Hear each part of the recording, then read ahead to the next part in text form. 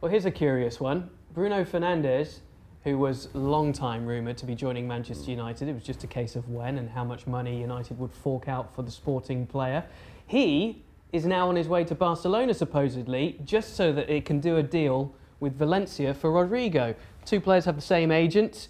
This is some more creative accounting from Barcelona, isn't it? Yeah, it is, without question. And listen, I understand and accept that there's a lot at play here, not only tax laws within Spain, but given financial fair play and how you make all these numbers work and fit in, I can't begin to explain. But it does seem an odd one in that you're buying a player just so you can get another player on loan and do business with another club. It just seems odd. And as much as the name in question here, Bruno Fernandes, and you mentioned it off the top, Ross, heavily linked with Manchester United. Maybe that is kind of forcing their hand in what they do and how quickly they do it.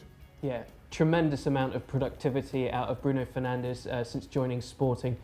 He seems transformed as a player from his time at Serie A, where he's more of a workhorse and tactically maybe more restrained. What he can bring, I suppose Valencia will be interesting, given that Valencia have had some good results against Barcelona. Yeah, Valencia have been playing very well themselves, but again, you have the option to bring in a player like Bruno Fernandes.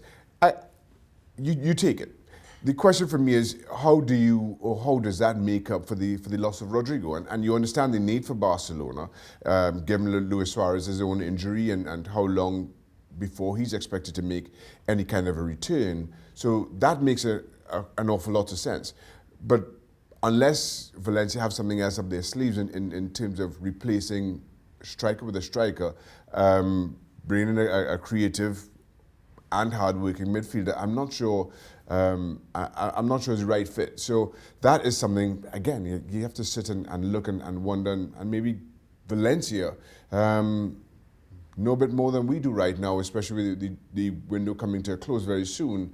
Maybe they've been conducting some business behind the scenes that we are, as of right now, unaware of. There are reports, of course, that Barcelona have to do some stuff financially to make sure everything stays in order, and we can see some of the business that they've done.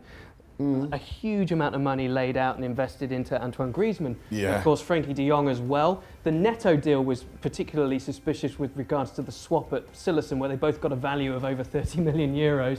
And elsewhere, they've let a number of players go. Malcolm, Andre Gomes, Paco Alcácer, and Denis Suarez amongst them. So they've got to wheel and deal. Under a new coach, he's going to have his own plans about what he wants to see to transform Barcelona into his vision. Yeah, well, without question. And listen, as much as they continue to make these signings and build this team, Setien has to have some kind of a role to play in how this is moving forward, unless, again, it's out of his hands and there is another name that maybe the Barcelona hierarchy sees as a long-term manager.